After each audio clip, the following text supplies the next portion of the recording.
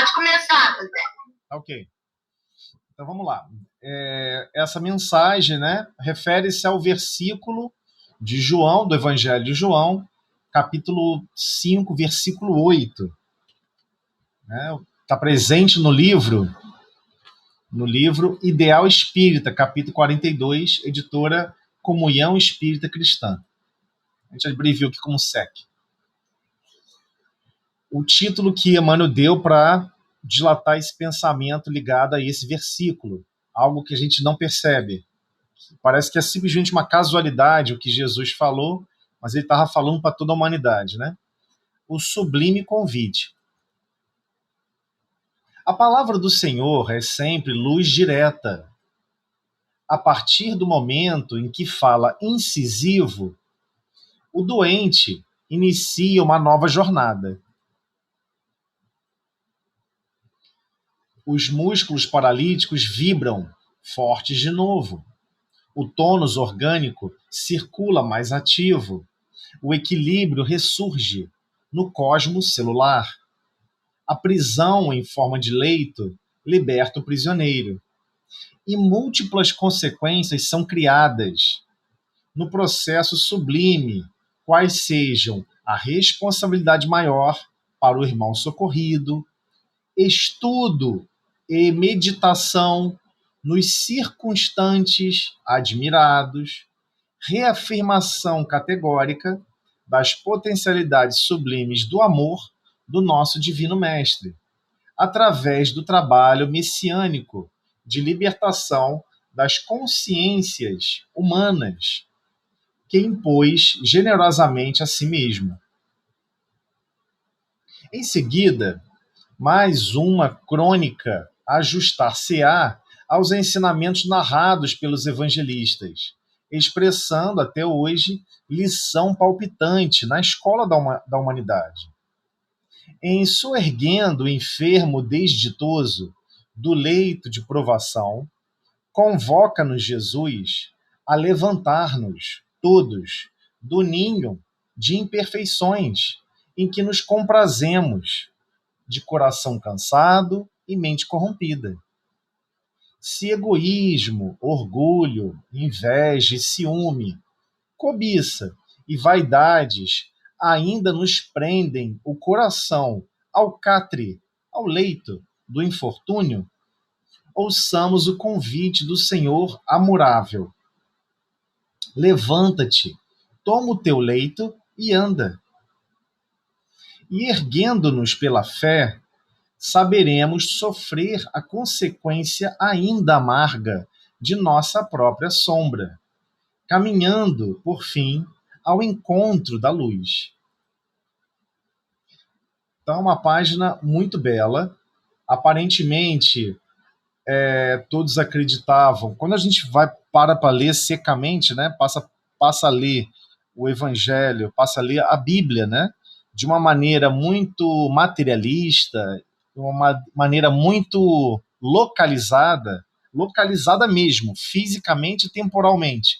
Né? Acreditamos que naquele momento, naquele local, Jesus estava se dirigindo somente àquela pessoa que estava adoentada. E muitos só querem ficar tentando analisar, né, até mesmo quem é espírita, tentando analisar, afinal de contas, Jesus estava conversando sobre, né, o que queres que eu te faça? Porque ele estava vendo todas as encarnações, todos os erros. Não, ele estava vendo ali um aprendiz, um estudioso que deveria se desprender de si mesmo, que deveria se libertar de si mesmo.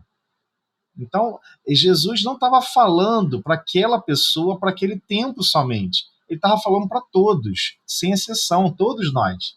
E todos nós ainda somos doentes da alma. Todos nós temos um grau absurdo ainda de egoísmo, absurdo ainda de orgulho e vaidade. Todas as mazelas que são citadas no texto.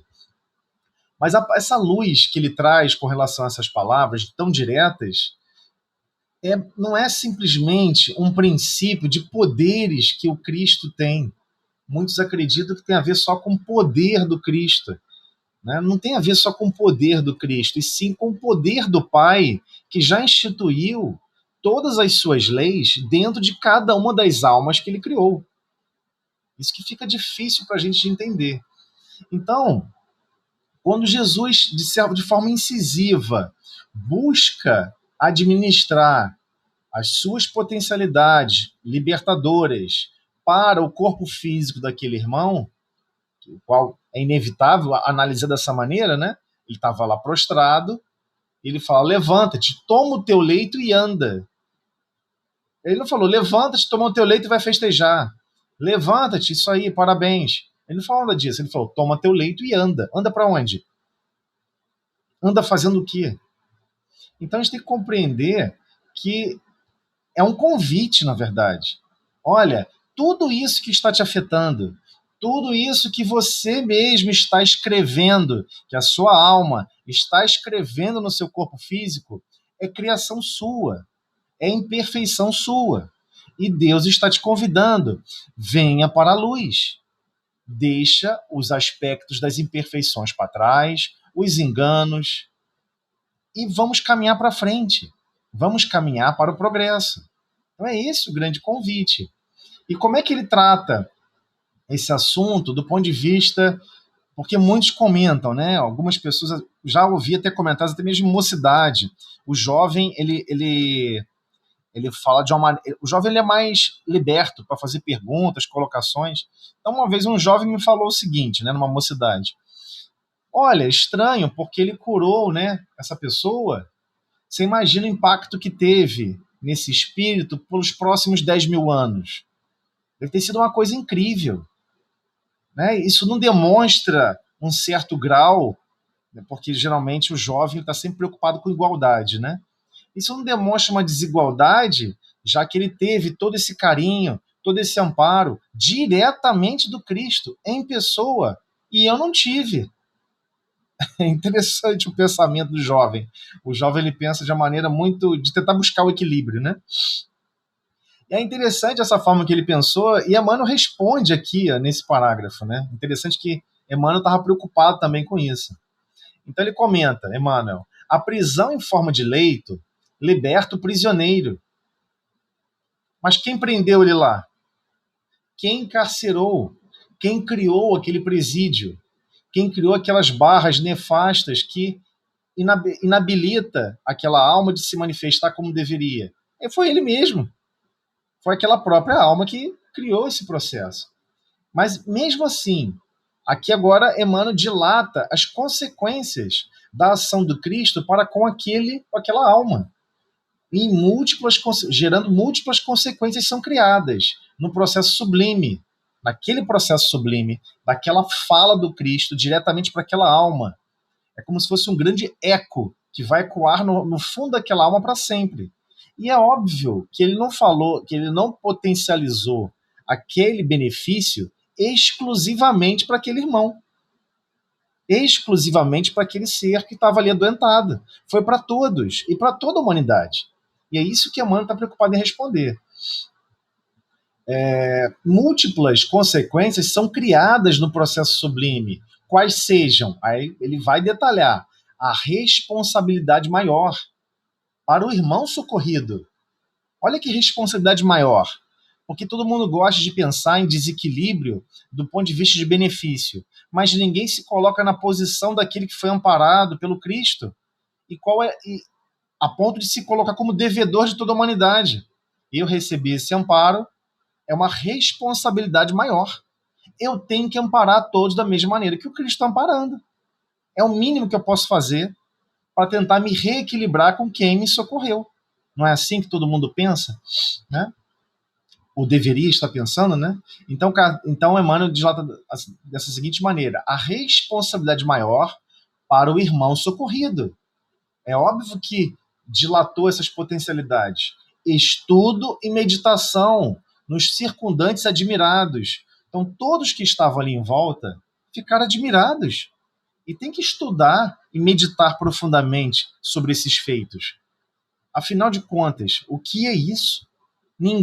Ele não conseguiria ser curado. Certamente já estava basicamente a poucas horas ou algumas horas de um leito de morte e de repente ele fica bom e sai da condição de adoentada. Então é impressionante como que tem que ser estudado e meditar, porque quem esteve lá presente ao lado do Cristo, o impacto que gerou é absurdo. Reafirmação categórica. E essa parte de reafirmação categórica é inerente a toda a história da humanidade. Qualquer período da humanidade vai poder observar e ler sobre essa reafirmação categórica do quê? Das potencialidades sublimes do amor de nosso Divino Mestre. Por que é reafirmação categórica? Jesus sabia, como todos nós hoje sabemos, que nós temos que ser herdeiros dos nossos atos. É inevitável. Então, se nós estamos perturbados e estamos perturbando a organização celular do nosso corpo, precisamos sofrer as consequências dessa perturbação. Hoje a ciência da Terra já percebeu isso. Pessoas que sabem perdoar causam menos impacto ao processo de sair de uma condição cardíaca, de uma doença, de uma situação mais grave cardíaca. Você quer melhorar o seu condicionamento cardíaco? Perdoa mais. Você quer piorar o seu condicionamento cardíaco? Agregue mais reclamações, culpas, desditas, que o coração piora, o funcionamento físico do coração. Então estamos interligados nessa percepção justa e clara da verdade. E essa é uma reafirmação categórica das potencialidades sublimes do amor do nosso Divino Mestre. Por quê? Porque ele sabe, e todos nós sabemos, que por vezes temos que passar por reajustes. É inevitável. Precisamos reconstituir o que desequilibramos. Precisamos reharmonizar o que desarmonizamos. Então, ele vai e antecede esse processo e permite a libertação e fala: aproveite esse momento. Através de que momento? Através do momento que Jesus estava executando o trabalho messiânico de libertação das consciências humanas, que impôs generosamente a si mesmo. Ou seja, Jesus se auto-impôs esse trabalho. De qual? Libertação das consciências humanas. Então temos que entender esse nível de gravidade. Ou seja, aquele cuidar daquele enfermo é o cuidar da humanidade inteira. O mesmo sentimento que Jesus animou para aquele enfermo é o mesmo sentimento que Jesus anima para todos nós, sem exceção. Todos, sem exceção. Então, essa reafirmação categórica é para a gente compreender, olha, é com esse mesmo amor, talvez até com amor muito, talvez até com demonstrações ainda muito mais superiores, é que Jesus vem fornecendo possibilidades novas a todos nós. É esse o grande momento de mostrar que não existe desequilíbrio. Não houve ali um favoritismo. Ah, mas eu não tive com Jesus lá, eu queria ter estado com Cristo, né? Isso não é favoritismo, já que ele sempre esteve conosco durante toda a humanidade, durante todo o período de alcançar algum nível de consciência.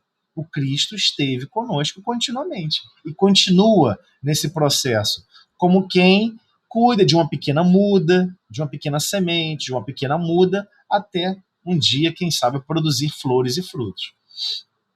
Então, em seguida, mais uma crônica ajustar-se-á aos ensinamentos narrados pelos evangelistas, expressando até hoje lição palpitante. Então, aí que é a parte importante. Nós não tentamos entender cada fala que ocorre do Cristo naquele período como falas para o espírito imortal. Nós acreditamos, aquele episódio que Jesus curou, aquela pessoa que estava entrevada numa doença, a pessoa de repente ficou curada, aquilo foi um momento daquela época, daquele período, para aquela situação, naquele tempo. Mas não foi. Ele estava falando para todos os espíritos, e estava falando especificamente para a origem de todas as doenças, que é a nossa própria alma adoecida, a nossa própria forma de vibrar e de sentir a vida. E Emmanuel dilata esse aspecto. Se você ainda possui egoísmo, orgulho, inveja, aqui inveja no seu devido significado, você fica triste com a felicidade do outro. Se você tem egoísmo, tem orgulho, fica triste com a felicidade do outro, tem ciúme, tem cobiça, quer a vida do outro, quer a mulher do outro, quer o carro do outro. Vaidades. Ainda nos prende o coração ao leito do infortúnio, ou seja, porque isso vai gerar consequências. É inevitável. Todos esses aspectos geram consequências nos nossos destinos, porque todos esses aspectos não têm nada a ver com a criação divina. É justamente a ausência de amor, é a ausência de bondade, a ausência de caridade no nosso dia a dia é que gera essas descrições, né? Ouçamos o convite do Senhor. Levanta-te, toma o teu leito e anda. Então, por que ele está falando para o espírito desencarnado ou para o espírito encarnado, diretamente para o espírito imortal? Ele está falando o seguinte, ó, toma o teu leito e anda. Eu não tenho leito. Eu sou um espírito, eu não tenho leito. Claro que você tem leito. O seu leito é a sua consciência. Quem mais te aprisiona ou te liberta é a tua consciência. Então pega a tua consciência e bota ela para caminhar. Toma realmente poder sobre si mesmo e deixa de viver somente pelas circunstâncias. Haja com mais consciência. Então por isso que ele fala em erguendo-nos pela fé. Por que pela fé? Aí muitas pessoas gostam de falar a palavra fé sem compreender a grandeza dessa palavra. A palavra fé vem de fidelis, que vem de fidelidade, mas que na verdade está ligada à confiança. Confiança. Ah, como assim? Quer dizer que eu confio em Deus? Não é só. Confiança só existe se ela for recíproca. Não existe confiança unilateral.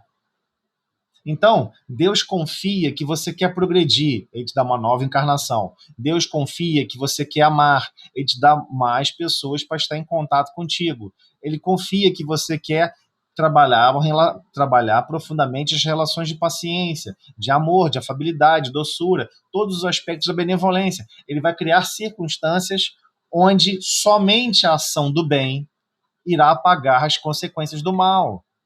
E ficaremos cercados de situações desafortunadas. Porque ele confia em nós. Ele está dando um grau de confiança. Não é assim que funciona em todas as relações humanas? Você tem que confiar primeiro, você tem que dar o primeiro passo. Você precisa dar o primeiro passo e checar se a pessoa é confiável. É assim que funciona. Não tem como testar a confiança de alguém sem você fornecer as possibilidades de confiança. Então Deus sempre confia primeiro em nós, mesmo sabendo que certas situações vamos fracassar. Ele sabe que nós vamos fracassar antes de ter fornecido aquele potencial. Só que o que ele está falando com erguendo-nos pela fé? Como que podemos nos erguer, nos levantar da situação de estar deitado no leito? Porque você deseja progredir. Você deseja ser confiável. Não, eu quero ser confiável. Não importa, e você fica depois preocupado.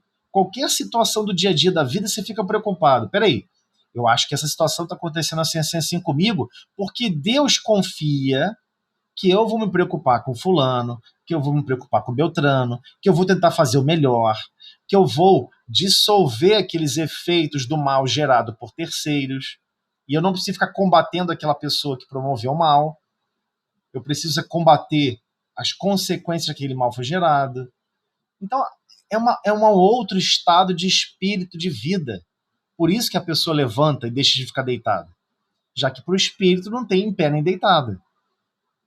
O que tem é consciência que quer trabalhar e consciência que quer navegar nas corredeiras da vida, como se fosse uma folha. A maioria das vezes estamos encaminhando as nossas encarnações ao sabor das correntezas da vida. Então, se um grupo de pessoas pensa de uma certa maneira e age de uma certa maneira, você vai lá e age igual. Aí você fala, não, mas era o sentido histórico. Naquela época vivíamos assim, fazia parte da República. Aí damos um monte de tipo de desculpa. Mas em todos as épocas, momentos e períodos de todos esses milhares de anos que já passaram, quando nós adquirimos a consciência, Deus sempre confiou em nós. A questão é, se nós somos confiáveis, nós estamos reproduzindo a confiança adequadamente. Então, os nos erguer pela fé não é simplesmente confiar em Deus, não. Não é confiar em Deus. Deus não precisa da nossa confiança para ele operar. Nossa, eu confio tanto em Deus, tenho certeza que Deus vai me dar outro corpo físico.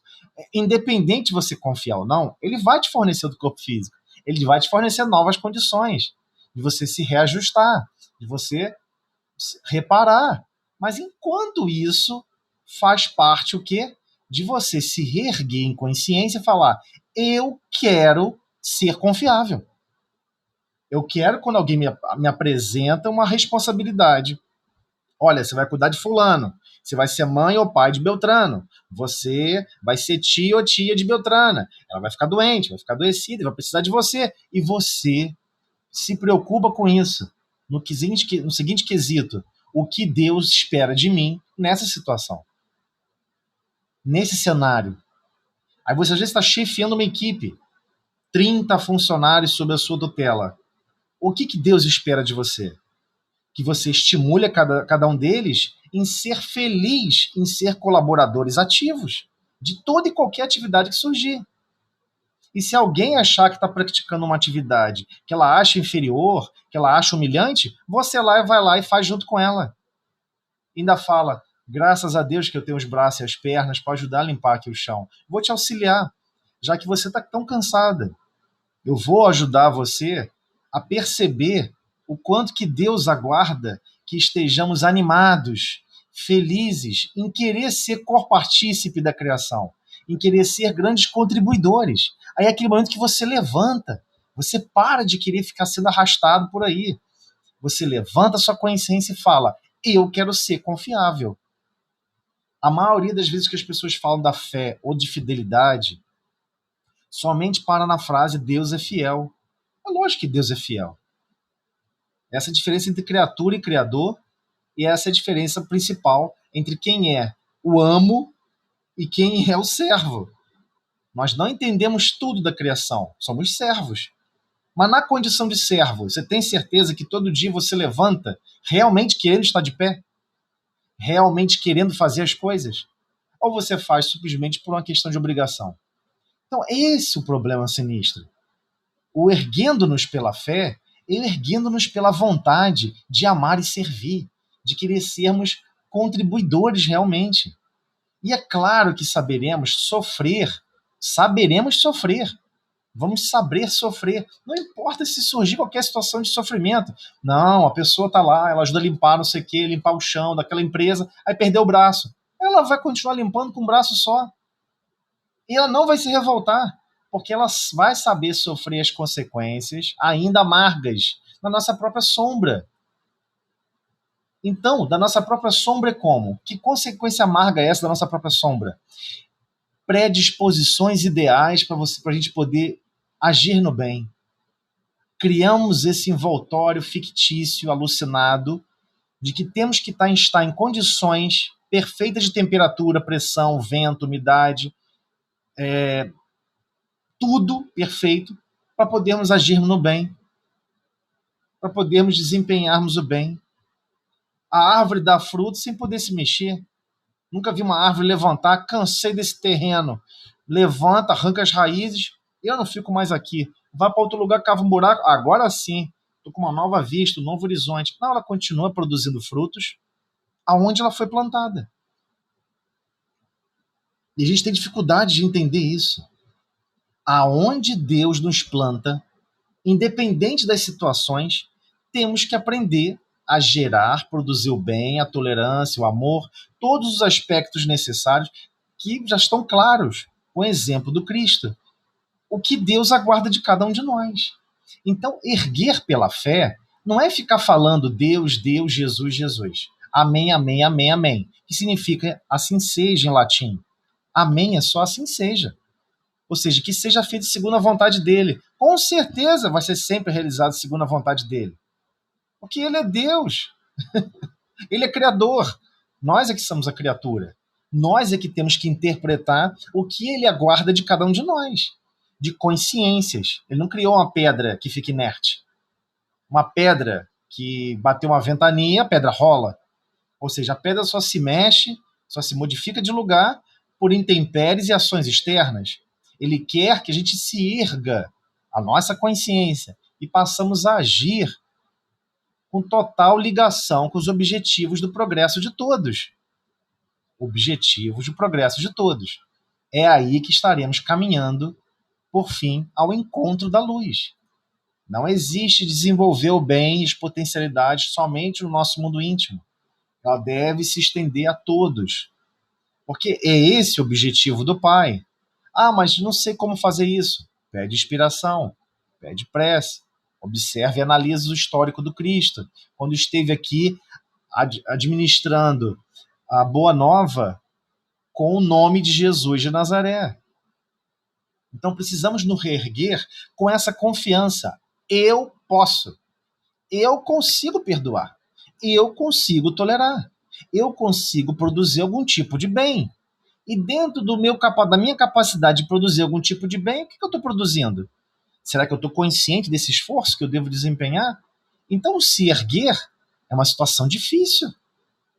É uma situação difícil. Diversas pessoas só fazem certos trabalhos se tiverem salários. Se não tiverem salários, a pessoa não faz. Você fica pensando, mas... E tem pessoas que ainda falam assim, ó, quando me aposentar, eu não vou fazer nada. E ela escreve essa mensagem para o próprio corpo físico. A situação, o convencimento, o grau de consciência é tão profundo, que ela começa a mandar essa mensagem subconsciente para todo o corpo físico.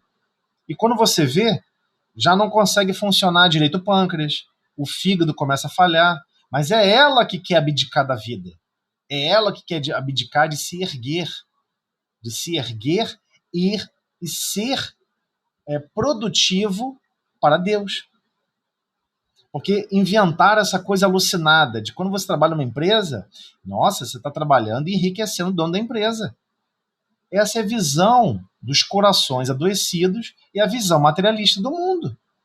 Toda e qualquer tarefa que estamos executando, que são tarefas ligadas ao bem e ao progresso de todos, é óbvio que estamos trabalhando em nome do Pai, em nome de Deus. Não importa se ele é um CEO de uma empresa, um diretor de uma empresa, um gerente, ele está conduzindo almas, guiando almas. Como é que você chega para a pessoa e fala, nossa, como esse trabalho é maravilhoso, graças a Deus, eu estou podendo ser produtivo nessa tarefa. Como é bom ser produtivo, como é bom poder trabalhar e atuar em nome de todos. A gente precisa erguer a nossa consciência para esse despertamento, porque isso é verdadeira fé. Enquanto a gente não despertar para isso, que é o lado contrário. O lado contrário que eu quero dizer é nós confiamos em Deus. Porque, independente de confiarmos ou não, Ele vai fazer tudo perfeito. Independente de você confiar em Deus ou não, o Sol vai continuar irradiando corretamente, o planeta vai continuar girando corretamente, tudo vai continuar funcionando corretamente. O problema é, você é confiável? Se te passarmos uma tarefa de 3.000 anos, você executa as tarefas de 3.000 anos? Se passarmos uma tarefa de 300 anos, você executa a tarefa de 300 anos? E de 1 milhão de anos, você executa a tarefa de 1 milhão de anos? Deus pode confiar em você? Então, a palavra erguer é se erguer para amar e servir. No final é isso. Se erguer para amar e servir. Mas tem que ser uma questão de convite, você se autoconvidando a sua consciência. Eu quero. E quando eu quero, eu vou até as últimas consequências. Nem que eu tenha que tentar 300 vezes, mas eu sei que na 301 eu vou conseguir. Ou na 620 eu vou conseguir. Mas a pessoa persiste em continuar agindo bem, em continuar perdoando, em continuar tolerando. E esse processo é que dinamiza não só a gente sofrer as consequências da nossa própria sombra, que é inevitável. Nesse processo, não vamos fazer da mesma maneira.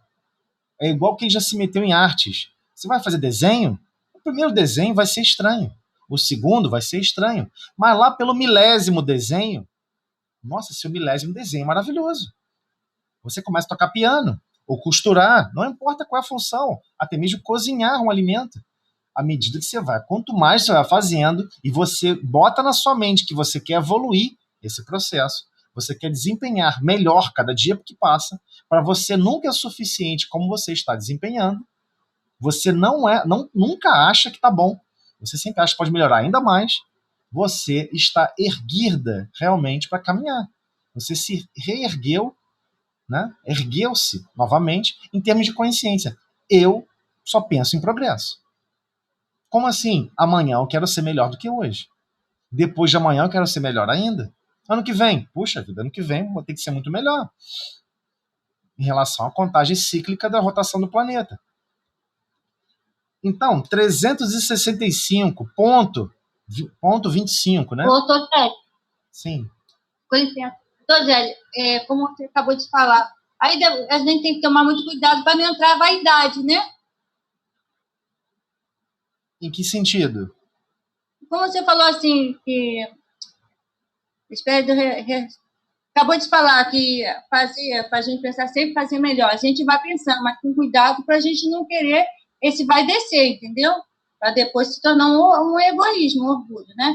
Então, mas nesse caso, a vaidade, o que ela vai promover? A vaidade geralmente promove a sensação de que o que você está fazendo já está bom. Né? A pessoa pinta um quadro, toda pessoa que é vaidosa e pinta um quadro, ela fala, nossa, esse é o melhor quadro do mundo. Eu nunca vou conseguir pintar o melhor do que esse. E o pior, a pessoa não pode falar, esse com certeza é o quadro mais bem pintado de todos os tempos. E é horrível, às vezes o quadro é horrível. Mas a vaidade da pessoa não deixa ela enxergar, ela fica cega. É uma questão de fantasia. A pessoa entra num estado de fantasia. Mas esse estado de fantasia existe uma questão central dentro da alma da pessoa. Sabe qual é a questão central? Eu não quero evoluir. Tem que estar bom até aqui. Eu não quero me tornar uma pessoa muito melhor, porque vai dar um trabalho danado. Como está agora está ótimo. Então, na verdade, todos esses aspectos de egoísmo, orgulho, inveja, ciúme, cobiça e vaidade, muitos acreditam que isso é que dá a característica da pessoa. Por exemplo, uma vez eu vi uma pessoa falando assim, puxa vida, mas se tirar meu egoísmo, meu orgulho, minha vaidade, meu ciúme, vai sobrar o que de mim? Ele não está errado, ele não está errado. Vai sobrar a verdade. Nós não temos quase nada desenvolvido. Entendeu o problema?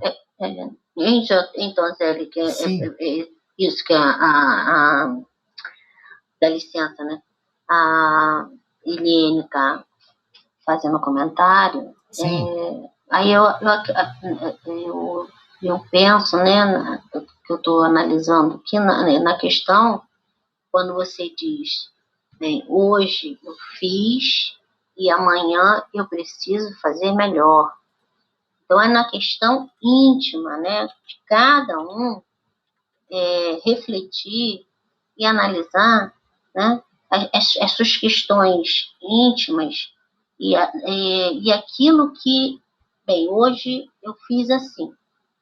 Então, amanhã não é uma questão de orgulho, de vaidade, egoísmo, mas é você olhar para dentro de si e identificar, né, as suas más tendências e as suas dificuldades e tentar no dia seguinte, né, que eu digo assim, né, no dia a dia, a gente tentar se melhorar, mas pra gente, não é para ninguém ver, não é para mostrar a ninguém, não é para assim vai descer por isso, pelo contrário, né?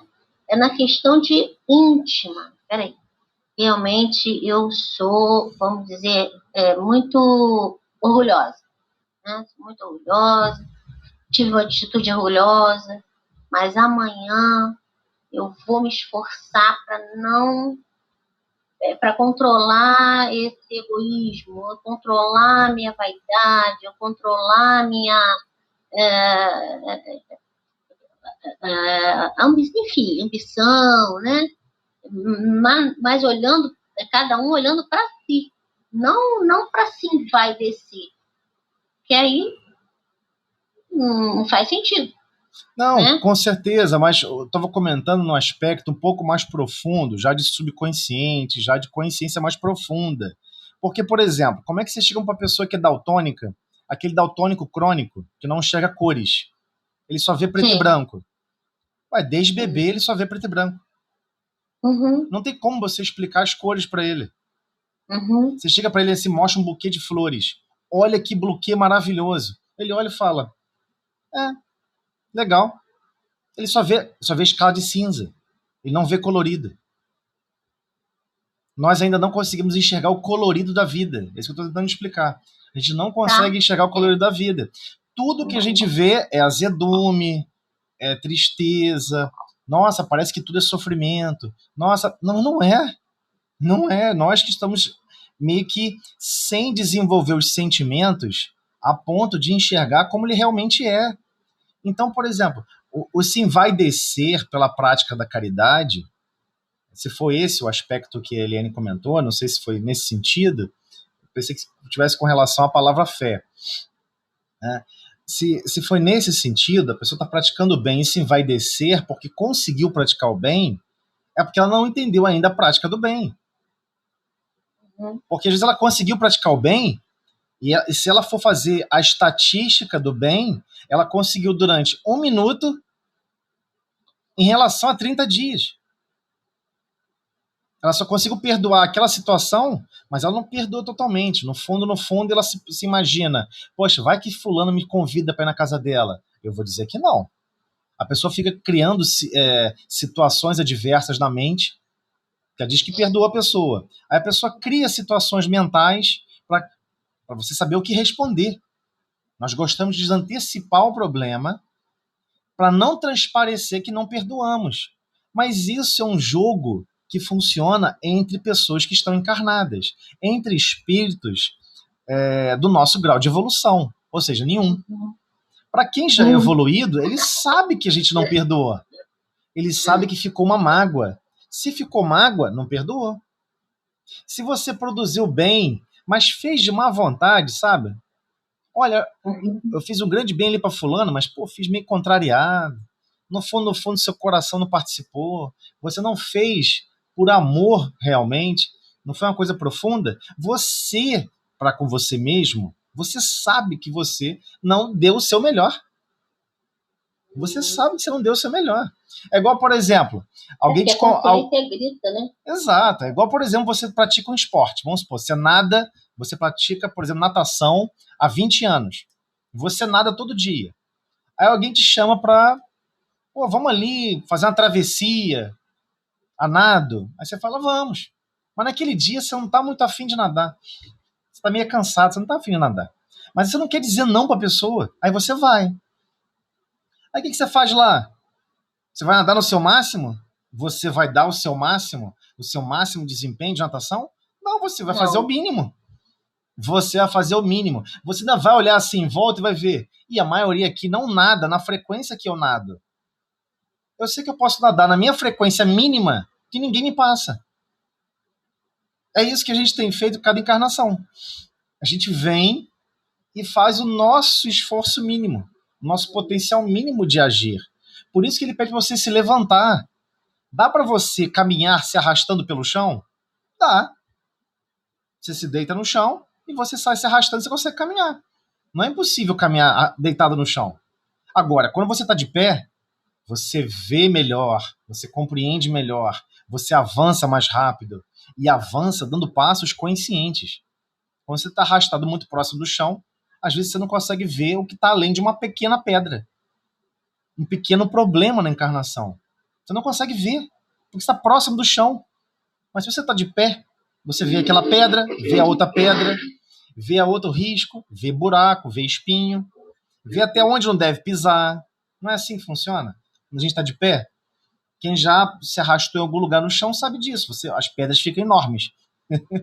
Tudo cresce em proporções, porque seus olhos estão próximos do problema. Mas quando você se levanta e ganha essa consciência espiritual, você fala: não importa as pedras do caminho, eu vou passar. Eu sei que aquela pedrinha ali que eu vou pisar agora que vai machucar meu pé, eu mesmo coloquei ali no caminho. Eu coloquei que Que eu peguei essas pedrinhas pequenininhas lá atrás e arremessei nas pessoas. Não acertou ninguém.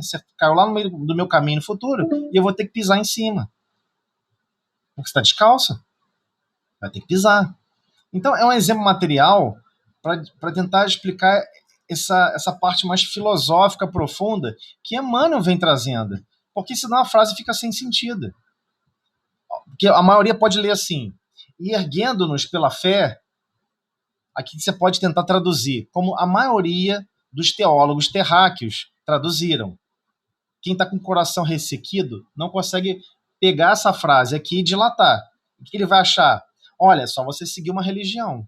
Eu podia falar para todos vocês aqui que se erguer pela fé é você ir na casa espírita. É você frequentar lá todo dia. É você doar condições financeiras. É você doar seu tempo em trabalhos lá na casa espírita. O que isso tem a ver com fé? Não tem absolutamente nada a ver. Você pode até ir lá fazer isso tudo, mas você vai fazer porque alguém mandou.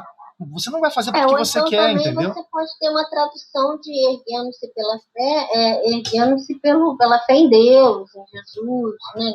Pode ser uma tradução assim também. Então, mas raciocina comigo. O que a fé em Deus significa que você confia em Deus. Confia para ele fazer o quê? Não, eu sei, eu só entendeu? Eu tô entendendo o que você está falando. Eu só estou falando, quando você falou, é porque pode haver esse entendimento, mas erguendo-se pela fé, fé em quê, né? Fé em Deus, fé em Jesus, mas em quê? Em você, né? A gente, né? Nós, espíritos, fazer essa mudança, né? Se erguer, não sei se estou falando besteira, mas se erguer confiando que você pode fazer além do que você faz. Sim, exatamente isso. Exatamente eu isso. acredito que é isso que Jesus quer de nós, né? Que a gente se erga na razão, com razão, né? Naquilo que a gente acredita, e se erguer e se doar mais, servir mais e fazer um pouco mais do que aquilo que a gente faz, que é muito pouco, quase nada. Mas exatamente isso. Às vezes a gente está meio cansado, meio estressado. Tem N descrições sintomáticas e assintomáticas para descrever nosso estado de emoções. Mas o sentimento que deve prevalecer, aí a distância grande entre sentimento e emoções, o sentimento que deve prevalecer é: eu quero servir o tempo todo. Eu quero gerar o bem o tempo todo. Eu quero que todas as palavras que eu vou falar não sejam palavras injuriosas. Pode ser que eu solte uma ou outra, mas eu não quero mais. Eu não quero mais. Eu quero aprender a falar palavras de amor, falar palavras de carinho, ver a melhor parte de tudo. Entendeu? É um estado de espírito. O se erguer é você colocar a sua vontade, a boa vontade, para dominar o seu próprio progresso. É isso. Mas desculpa aí, eu acabei que avancei aqui demais, uma página pequena, mas é porque esse... Não, foi ótimo. Vamos fazer a nossa prece então, né? Aí, fazendo a prece, a gente vai para outra sala, melhor, né? Sim, melhor. Você abre a sala, José? Abro sim. Abro sim. Lúcia, faz a prece pra gente, então.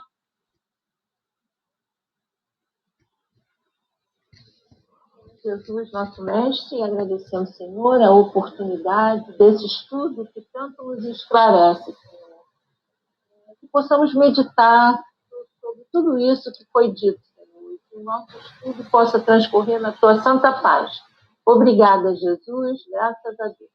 Nossa prece, pedimos permissão, Senhor, para iniciarmos o nosso estudo do EJA. Muito obrigada. Aí vamos esperar todos eles, então.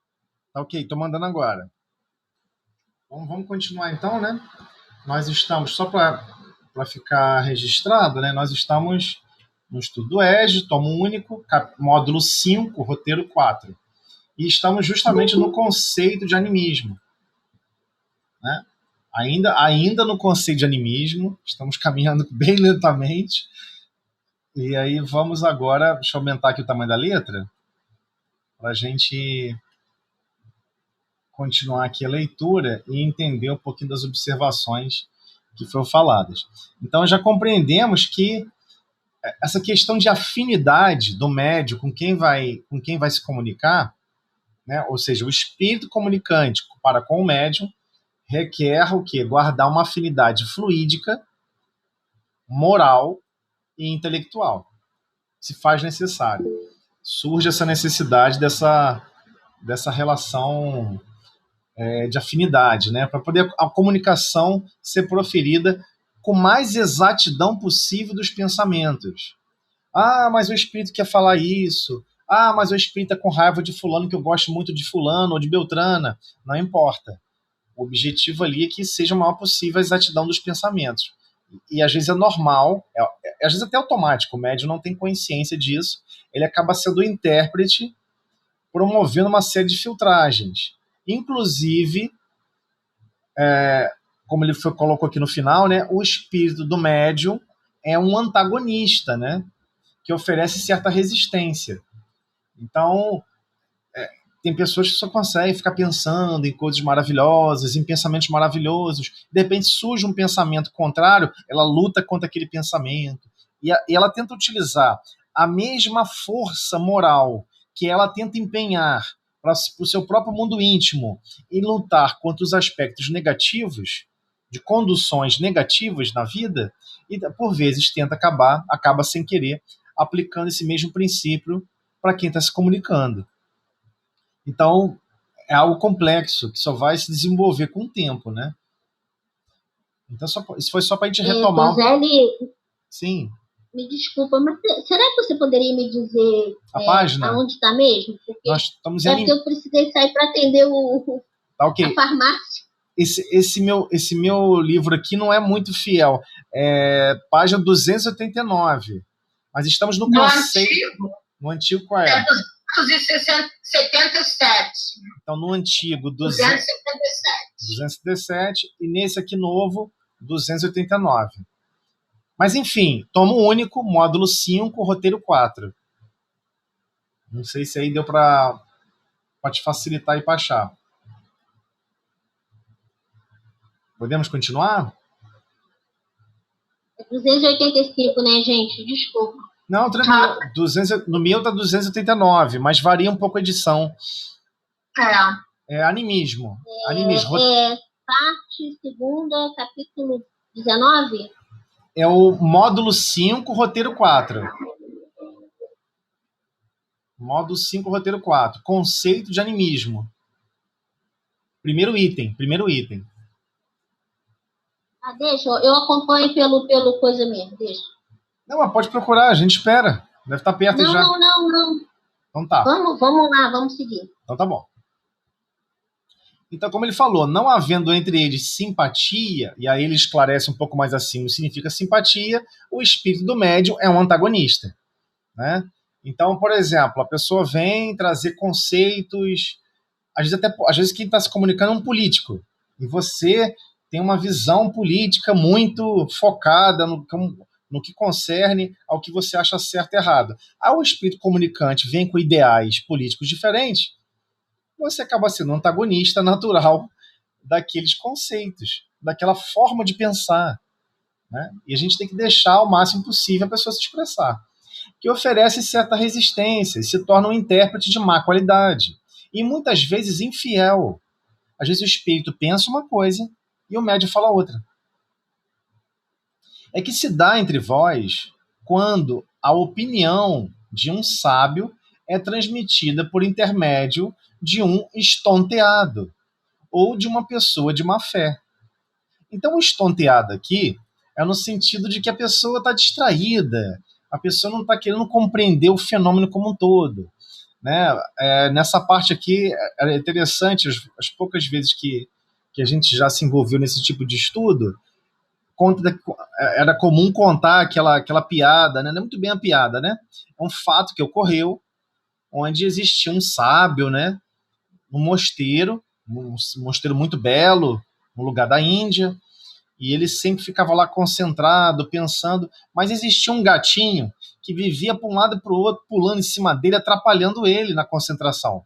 Então o que ele fez? Ele pegou, arrumou uma cordinha e amarrou o gato, botou uma coleira nele, né, uma cordinha, e amarrou o gato num pedaço de pau, né, tipo um apoio, enfim, de uma coluna. E todos passaram a olhar aquilo e começaram a observar, né, fulano lá meditando, o gato do lado, na coleira.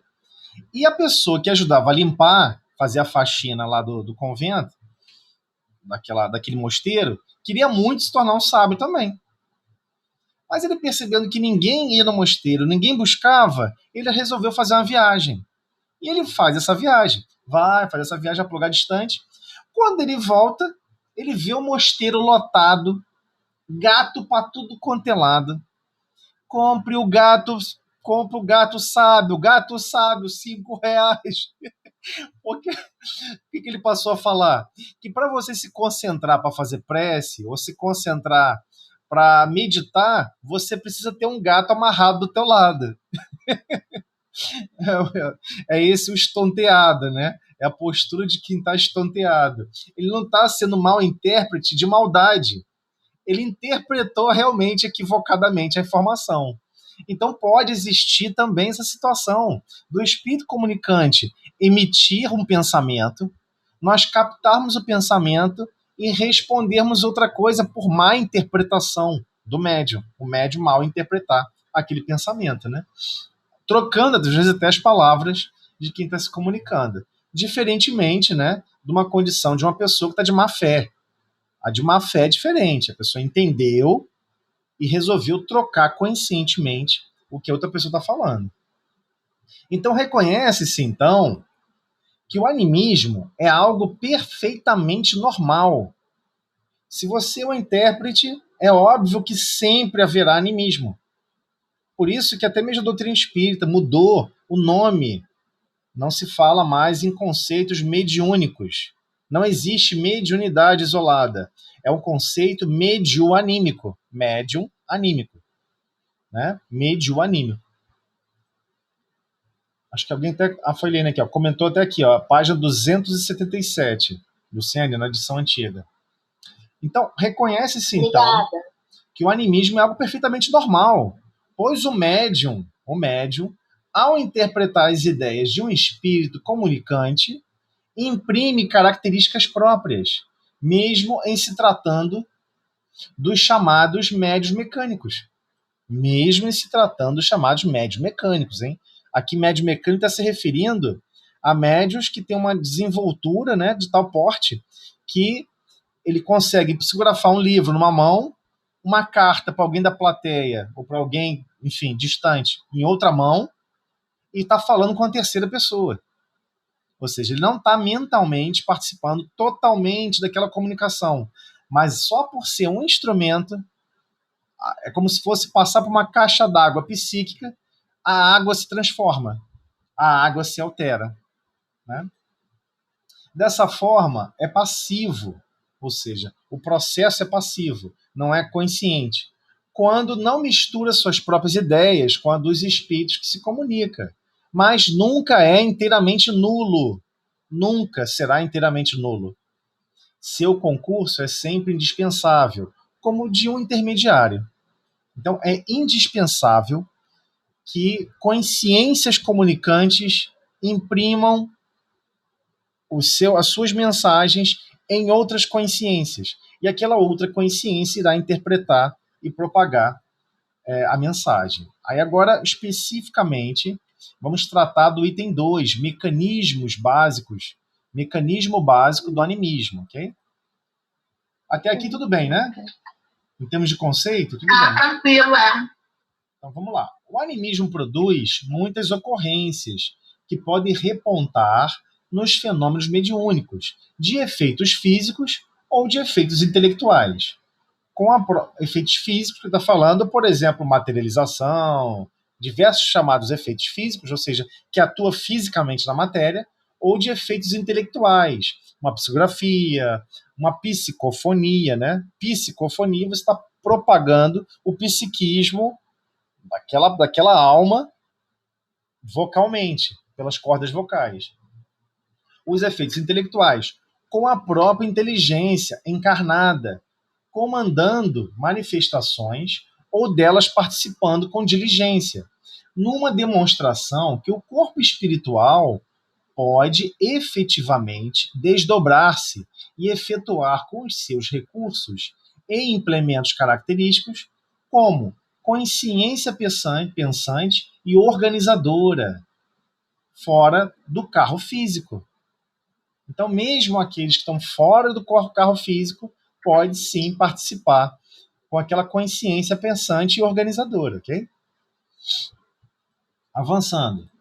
A verificação de semelhantes acontecimentos criou, entre os opositores da doutrina espírita, as teorias da negação, porquanto, admitindo a possibilidade de o próprio espírito encarnado poder atuar fora do traje fisiológico, apressaram-se os sépticos inveterados a afirmar que todos os sucessos medianímicos se reduzem à influência de uma força nervosa que efetua fora do corpo carnal determinadas ações mecânicas e plásticas, configurando ainda alucinações de variada espécie.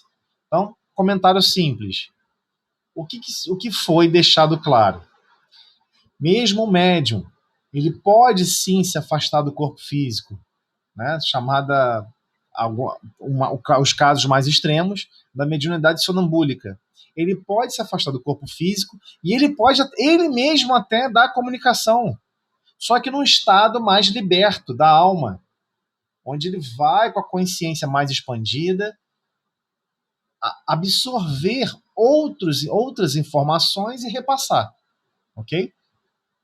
Dito isso, o que muitos materialistas buscaram, né, e até mesmo não só materialista, mas materialista nem tanto, né, mas na discussão espiritualista, entre os discutidores espiritualistas, existe um grupamento que sempre tentou vender a ideia ou defender a ideia de que as comunicações que ocorriam era, na verdade, o próprio médium se afastando do corpo físico.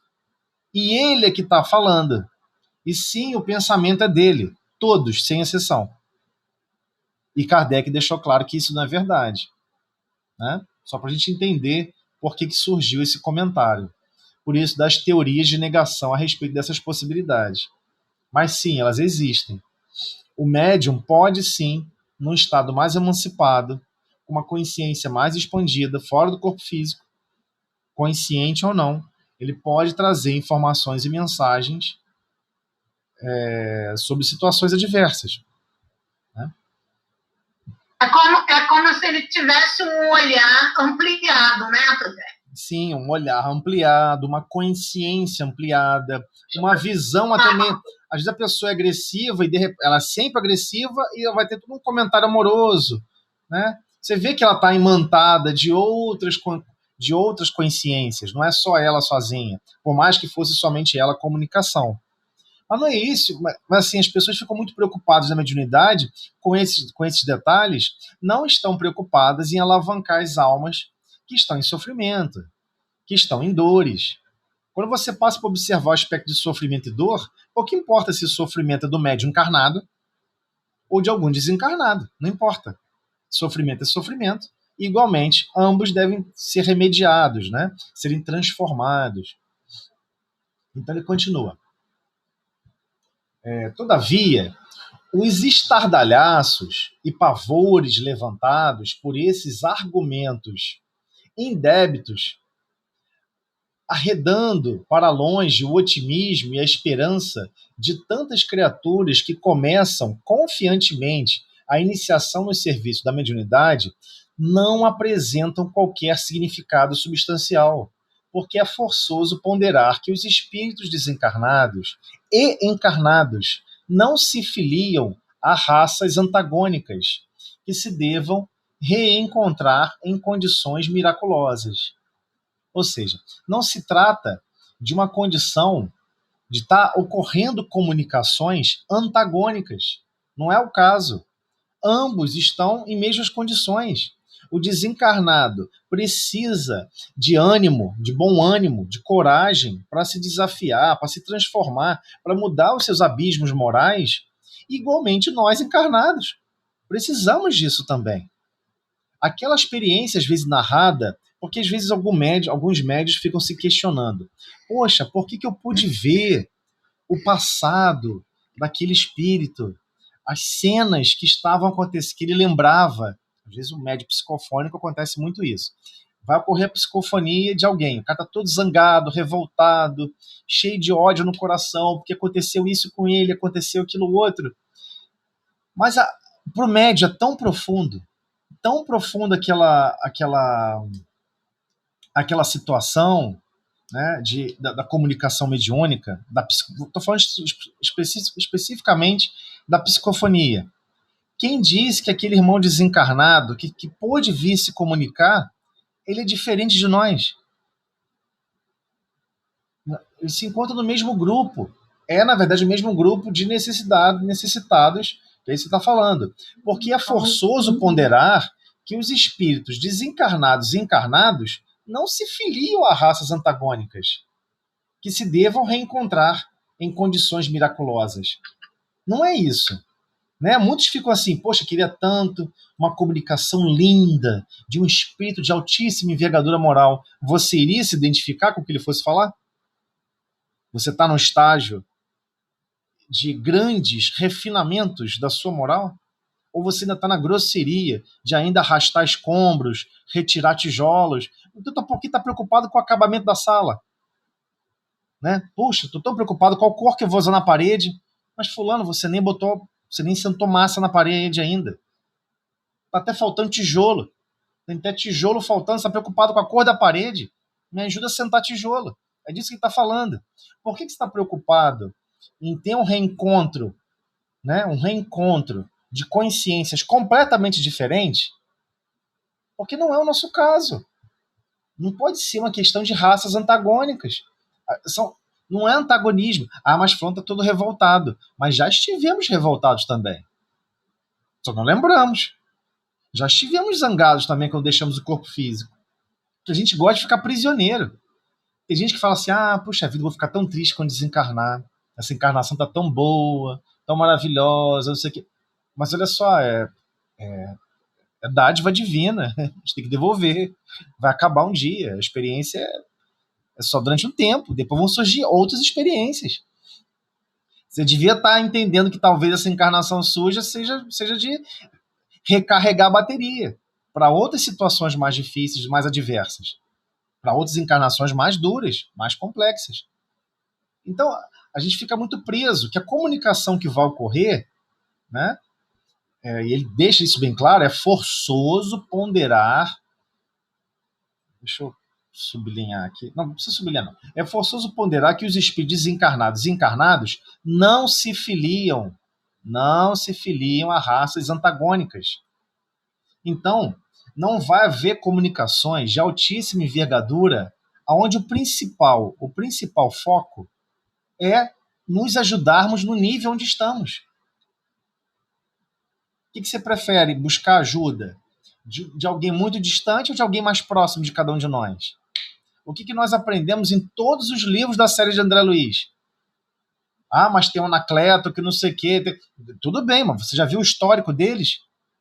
Aqueles que estavam mais próximos, terra a terra, ali com a gente, cuidando fora do corpo físico, almas altamente endividadas, que foram automaticamente recobrando os seus erros, retransformando os seus erros. Então, são essas almas que conseguiu dar um passo mais à frente, que nós precisamos do contato, não quem deu 30 mil passos à frente. Não faz sentido. Você está no meio de uma escada. Você está preocupado em conversar com quem? Em trocar informações com quem? Com quem está mais ou menos um degrau abaixo e acima.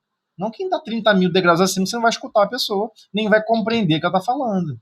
É nesse sentido que a gente não deve acreditar, né, não se devam reencontrar em condições miraculosas. Ou seja, a mediunidade é uma condição miraculosa para colocar espíritos de altíssima envergadura moral para alavancar a sua vida. Isso é uma visão egoísta. Deus não pede, Deus não vai funcionar na nossa visão egoísta. Os espíritos desencarnados que vão se comunicar possuem as mazelas, os desvios, os equívocos que nós possuímos. A única diferença é a intensidade. Mas a natureza é a mesma. Ah, mas eu não me acho tão egoísta quanto aquela pessoa que se comunicou. Não, você não se acha tão egoísta naquela comunicação sobre aquele assunto. Em outro assunto, talvez ele seja superior a você. É isso que a gente tem dificuldade de compreender. Então, todos os irmãos que estão desencarnados e que se comunicam na mesa mediúnica só conseguem se comunicar com facilidade porque existe essa temperabilidade que permite com que flua a comunicação, porque estamos no mesmo nível, às vezes, de animosidade, de esperança, ou de tristeza, ou de agonia. Então, estamos na mesma faixa. Em intensidades diferentes, mas na mesma faixa. Acho que... Não tô lascada. Por quê? Onde estava aberto? Não, pode falar. Pode falar. É bom pensamento livre assim. Por que você está ferrada?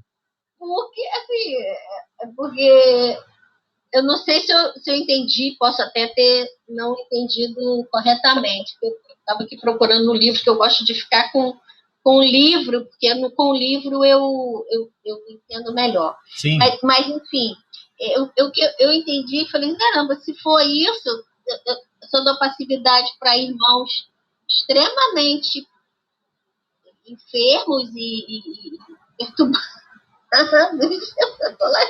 Então a minha sintonia tá... Mas assim, é assim que Deus funciona. Deus coloca a seguinte meta para os nossos corações. Ninguém fica para trás. Ninguém fica para trás. Então, desse grupamento, dessa geração, desse estado milenar de 7.000 anos, desse grupamento, vocês vão buscar dar as mãos e não deixar ninguém para trás. É uma questão divina. A mediunidade, ela se expressa sob leis divinas. E as leis divinas se completam por cooperação, por afinidade, por envoltório e, acima de tudo, por não deixar ninguém para trás. Então, por exemplo, todos aqueles que estão prisioneiros da história do catolicismo medieval da Europa Antiga estão reencarnados hoje no Brasil. Não vou citar nomes de personalidades, mas de nomes de ninguém. Mas entenda, essas pessoas que erraram lá na liderança, no cometimento de uma série de infortúnios, é óbvio que os vitimados e todos aqueles que foram liderados para desenvolver e fazer uma série de loucuras estão interligados intimamente. Eles possuem uma ligação.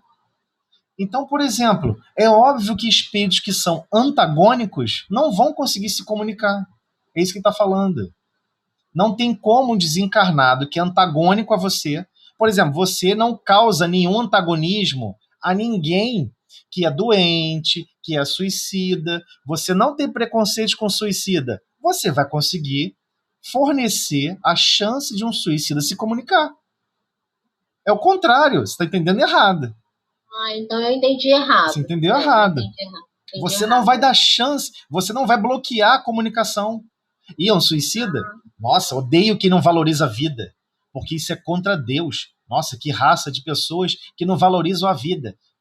Você está criando antagonismo. Você criou uma barreira psíquica. Não tem como ocorrer a comunicação. São raríssimos os médiuns que se permitem comunicações com suicidas. Raríssimos, porque o principal bloqueio tem a ver com essa afinidade. A afinidade é intelectual e moral, mas principalmente a moral. Se a pessoa acha que essa atitude é extremamente imoral, que você não aceita de forma alguma, esse seu ideal interno vai criar fortalezas psíquicas que não permitem a comunicação. É nesse sentido que eu estou falando. Tá, entendi. Então, tá vendo? Por isso que é bom estudar, né? E por isso que é bom perguntar. Porque perguntar também. Pode perguntar, pode interromper. Pode perguntar, é isso que você está querendo dizer? Não, não é isso. É o contrário. Você vê, Chico Xavier, toda quarta-feira, Olha que o horário dele é extremamente demandado. Ele podia estar, inclusive, psicografando livros todos os dias da semana. Mas ele achava importante e, igualmente, era orientado para doar o tempo dele à comunicabilidade desses irmãos que precisam de amparo, precisam de socorro. Além de ter cometido uma série de desatinos, estão tão materializados que não enxergam ajuda, não conseguem absorver ajuda. Precisam ouvir uma voz mecânica, humana, precisam interagir com outro psiquismo, através da mediunidade. Então, assim, é um trabalho lindíssimo, porque a mediunidade é um trabalho de amor profundo, um amor onde a pessoa já se filiou ao Cristo sem assinar nada. Falou assim, Senhor, é só apontar que eu pulo. E o médium pula. Ele empresta a consciência dele para que o outro se expresse. Você quer chorar junto com o outro. Você quer sentir o que o outro está sentindo, para que ele possa ser ajudado. Então, se tiver que chorar junto, sofrer junto, não tem problema. Eu estou disposto a chorar, eu estou disposto a sofrer, para que fulano consiga receber ajuda. É a máxima caridade que você possa desempenhar. É impressionante. São poucos médios que querem fazer isso. São poucos médicos que querem se doar nesse tipo de tarefa. Mas, entenda, é um contrato que assinamos. Eu quero me doar assim, sabe por quê? Porque eu compreendo que eu tenho 1000 anos de problemas para me reequilibrar. E eu quero começar a cada minuto, com o maior número de possibilidades. O que o Cristo faz? Opa! Então você já quer se automaticamente enquadrar em médio psicofônico. Não tem problema nenhum. Mas quando a gente chega aqui na Terra, passa mal, sente tontura, sente enjoo, sente dor, sente tristeza, sente raiva, sente todo aquele volume de problemas que é do irmão que vai se comunicar, a gente toma susto. A gente às vezes não quer se levantar, quer deitar no chão, junto com o desencarnado. Enquanto que o desencarnado está querendo estar em contato com você porque você está de pé. De pé em querer amar e servir. Né? Fazendo alusão aí à página inicial. Então, só para a gente entender esse aspecto, ok? O quanto que isso é complexo. Então, vamos continuar aqui, dá tempo. Acreditamos que o mecanismo básico do animismo pode ser entendido como a explicação que o espírito André Luiz dá sobre mediunidade de psicofonia, usualmente conhecida como incorporação. Usualmente, né? Ficou popular chamar de incorporação porque acreditava que um corpo espiritual adentrava em outro corpo. Isso não existe, né? Psicofonia é a comunicação fonética do psiquismo de alguém. Então vamos lá. O relato que se segue traz elucidações sobre a psicofonia e a influência anímica da médium Otávia, de Dionísio, espírito desencarnado, recolhido numa das organizações socorristas do plano espiritual. André Luiz assim se expressa. Otávia, então deu para entender, né? Otávia é a médium. E vamos ver a influência anímica, ou seja, a influência da própria alma do médium, chamada Otávia. Né? E Dionísio é o espírito desencarnado, ok? Só para a gente entender aqui na história que vai ser contada quem é cada um. Otávia foi cuidadosamente afastada do veículo físico em sentido parcial, aproximando-se de Dionísio, que também parcialmente começou a utilizar-se das possibilidades dela, ou seja, do corpo físico, né? Otávia mantinha-se a reduzida distância, mas com poderes para retomar o corpo a qualquer momento, no impulso próprio, guardando relativa consciência do que estava ocorrendo, enquanto que Dionísio conseguia falar de si mesmo, mobilizando, no entanto, potências que lhe não pertenciam e que lhe deveria usar cuidadosamente, sob o controle direto da proprietária legítima e com a vigilância afetuosa de amigos e benfeitores, que lhe fiscalizavam a expressão com o olhar, de modo a mantê-lo em boa posição de equilíbrio emotivo. Reconheci, agora a palavra, isso tudo é palavra de André Luiz, né? André Luiz falando, reconheci que o processo de incorporação, ou seja, psicofonia, comum, era mais ou menos idêntico ao da enxertia da árvore frutífera.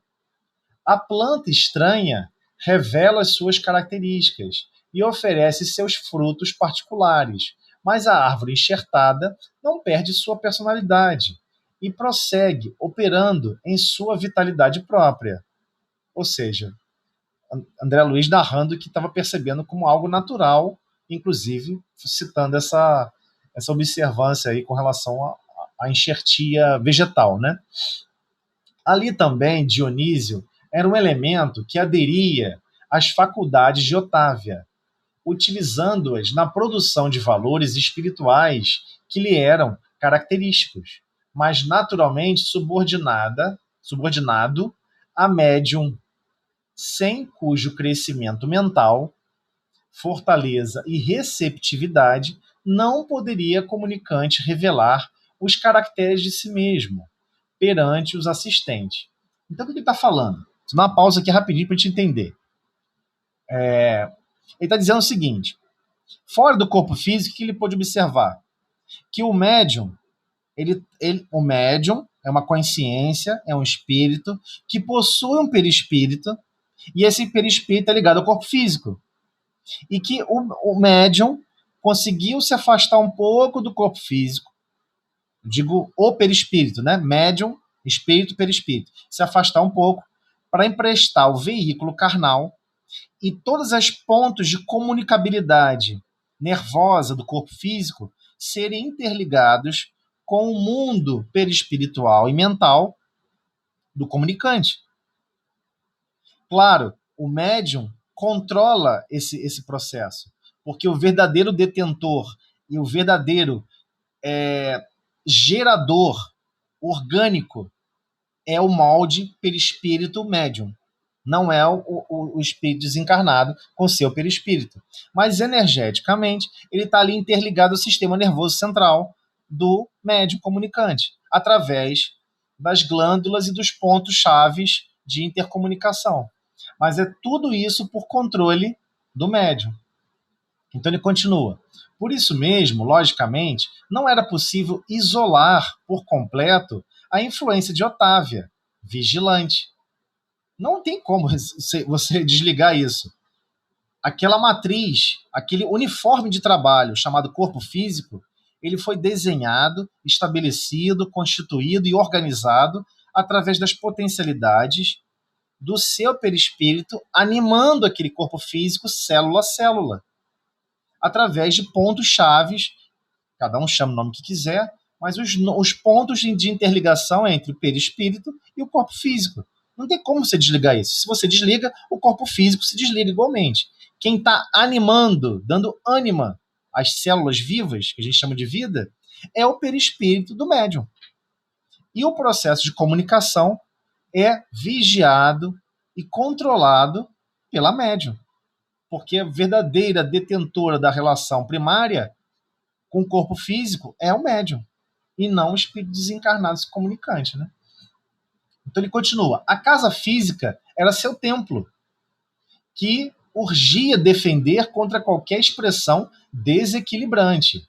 E nenhum de nós, os desencarnados presentes, tinha o direito de exigir-lhe maior afastamento, porquanto lhe competia guardar as suas potências fisiológicas e preservá-las contra o mal, perto de nós outros ou à distância de nossa assistência afetiva.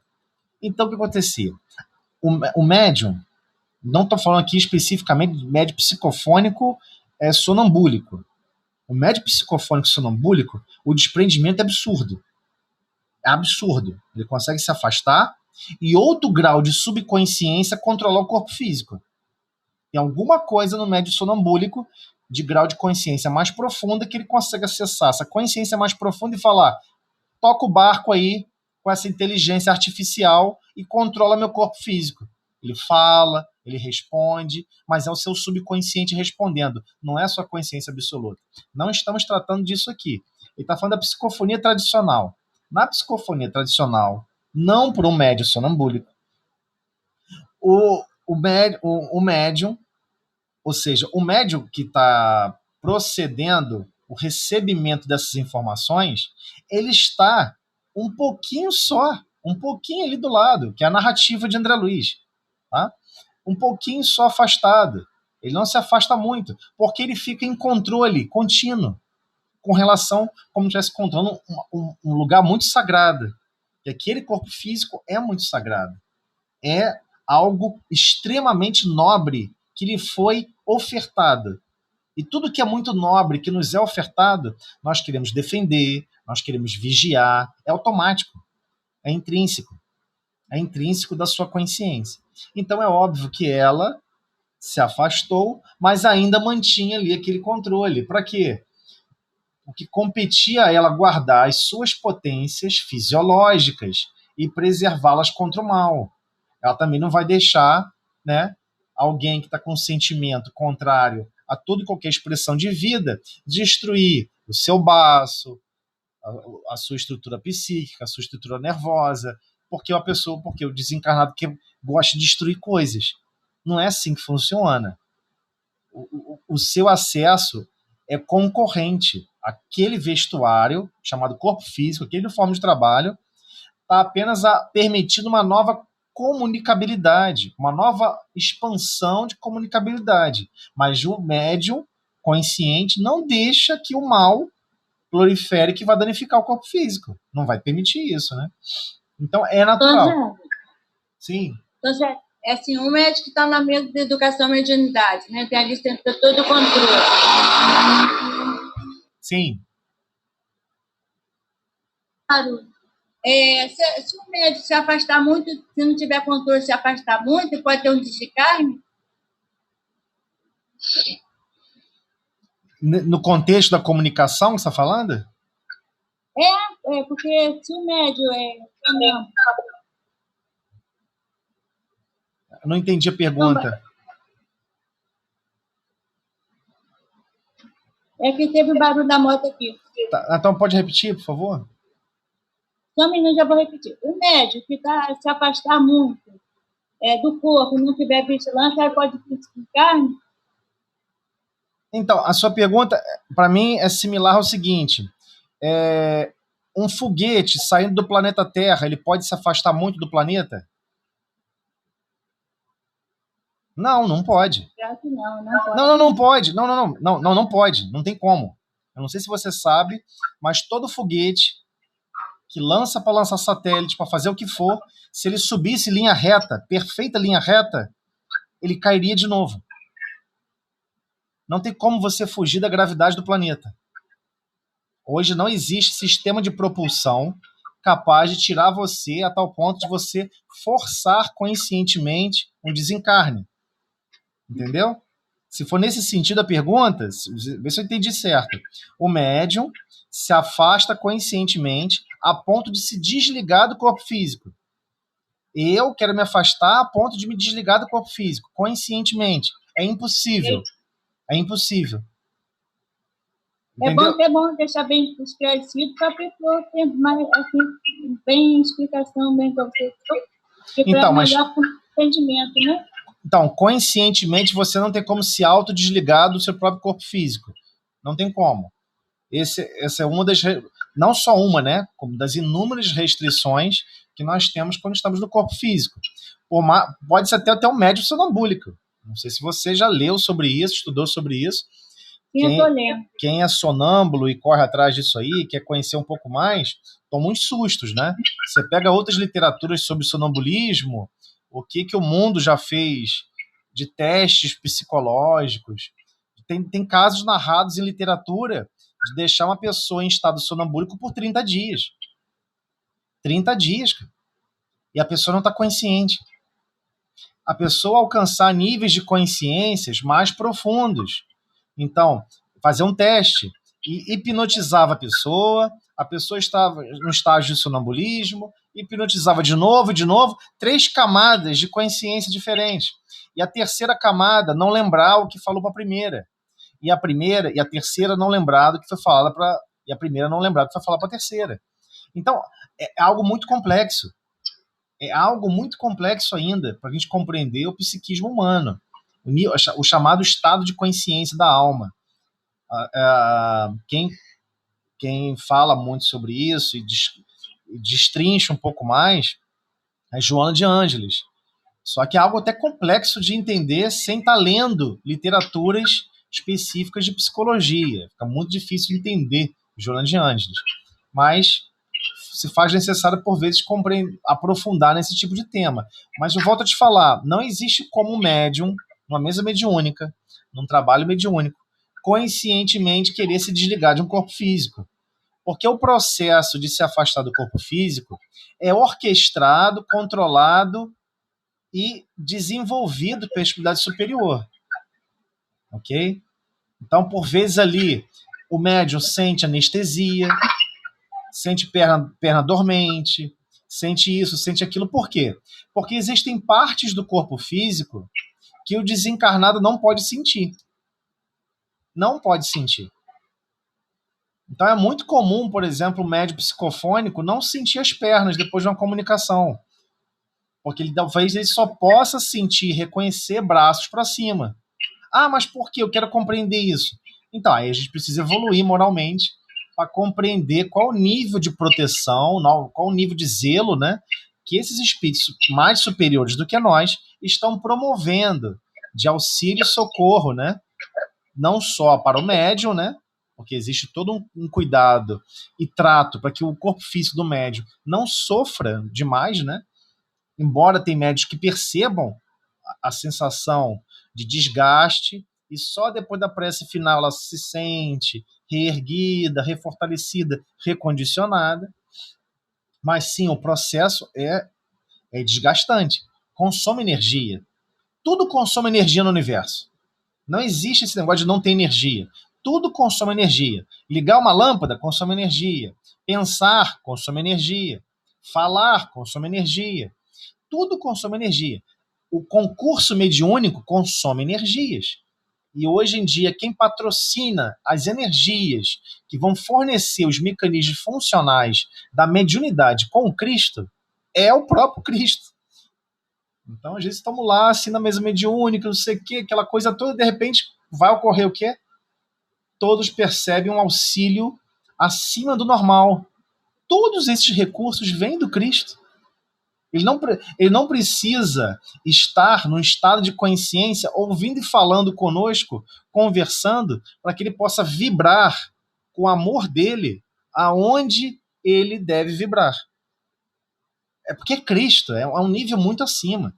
Lembrando, qual vai ser a nossa última encarnação ao deixarmos o planeta Terra? Vamos nos tornar o quê? Espíritos bem-aventurados. Você não se torna um espírito puro. Depois você entra em outra escala. Aí você entra como estagiário de espírito puro. Você não sabe nada do que é ser um espírito puro. Aí você vai galgar uma outra escala muito maior, que é para se tornar um espírito puro. Aí quando você chegou em espírito puro, você vai se tornar um estagiário para um dia tentar se tornar um Cristo. É esse o nível da situação. É muita coisa a aprender, né? Muito. Então, quando nós fomos criados simples e ignorantes, estamos ainda muito próximos da simplicidade e da ignorância. Mas isso não é nada para nos desestimular, não. É o contrário. É só para entender que existem outros grupos que coordenam esses processos. Então, o fenômeno da psicofonia, ele ocorre... Eu estou me referindo à casa espírita, né? A comunicação espírita, a comunicação trabalhando em nome do Cristo, para produzir o bem. Para produzir o bem. A mediunidade é neutra. A mediunidade é igual ao dinheiro. Ela é neutra. Um pedaço de pedra é neutro. Você faz o que você quiser com ele. Você pode pegar essa pedra e arremessar em alguém.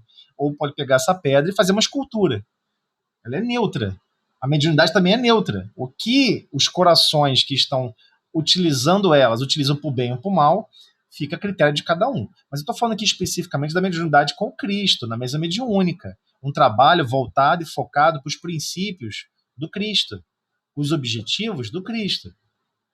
É óbvio que ele é assistido e controlada pelo Cristo. Espíritos das mais envergaduras intelectuais, dos maiores graus de rebeldia, de repente acordam lá dentro da mesa mediúnica. Ele nem sabe como foi parar lá. É arrebatado e levado como quem leva um pedaço de pedra no meio da rua. Ele não tem a menor ideia do que aconteceu com ele. Então, só para você entender o nível de controle que existe numa mesa mediúnica. É algo essencialmente divino. São minutos divinos que ocorrem de assistência, de ajuda, de amparo, de definição do mais grau alto, elevado teor de amor, né, que o Cristo desempenha.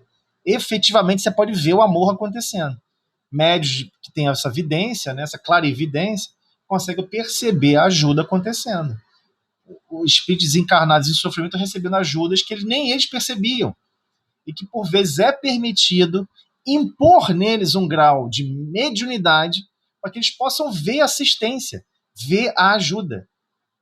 Porque nem isso estão vendo. A gente não lembra disso. Não quer dizer que você desencarnou, que você enxerga tudo que tem do outro lado. Então tem espíritos de maior hierarquia, outros trabalhos que possam estar ocorrendo de amparo, de ajuda, que você não enxerga, porque você está em outra vibração. Você está vibrando em outro estado de frequência. Se você está em outra frequência, você não escuta. Não tem como você sintonizar um rádio, né, 102,3 kHz e você ouvir o mesmo som. Você não vai ouvir se você quiser ouvir o som de 90 kHz. Você não vai ouvir, você está em 102. Mas você vai ouvir 90. Ou você escuta uma frequência ou escuta outra. Você não consegue perceber essa outra frequência. Ah, mas Jesus consegue enxergar todas as frequências. Sim, claro que consegue. Porque ele consegue multiplexar, utilizar infinitas frequências de todos os aspectos da criação. Porque ele é Cristo, pô. Cristo é outro nível. É outro nível. Então temos que compreender isso. Não existe esse risco. Também não existe essa liberdade. Ah, o médico está tristinho, quer desencarnar. Durante a emancipação do corpo físico, da reunião mediúnica, ele vai tentar dar um pulo e se afastar do corpo físico. É igual a gravidade da Terra, é impossível. Você não tem como sair. Hoje, para você sair do planeta Terra por um foguete, estou falando de combustível sólido, você solidifica combustível. São toneladas e mais toneladas de combustível queimando de maior potência energética que você possa imaginar. Para você conseguir esse impulso para sair da Terra, é um consumo gigantesco de energia. E você que se afasta tem que sair tangencialmente ao planeta. Você tem que aproveitar a rotação do planeta para ele te arremessar como se fosse um estilingue. Todos os objetos que saem do planeta saem dessa maneira, sendo arremessados tangencialmente por um estilingue. Igualmente, para chegar na Lua ou qualquer outro corpo celestial que possui gravidade, você entra tangencialmente, aderindo gradativamente àquele campo gravitacional e ali aterriza. Então vamos fazer a prece. Faz a prece aí, Tosé. Lembrou de Chico pedindo para tomar um cafezinho, depois que Emmanuel levou ele, né, para ver os outros mundos. Vamos. Senhor Jesus, Mestre de infinita amor e misericórdia, agradecemos, Senhor, a oportunidade de estudarmos um pouco mais sobre a complexa e tão divina possibilidade que é a mediunidade com Cristo, a mediunidade direcionadas para o amor. Obrigado, Senhor, por todas essas possibilidades, para desenvolvermos os nossos sentidos, as nossas percepções, a nossa consciência, e que possamos realmente nos erguer e caminhar conscientemente no sentido do desenvolver o amor e a sabedoria para Deus. Muito obrigado por tudo, Senhor. Que assim seja. Com essa prece, pedimos permissão para finalizar o estudo da noite. Muito obrigada, Senhor. Ô, Tosé,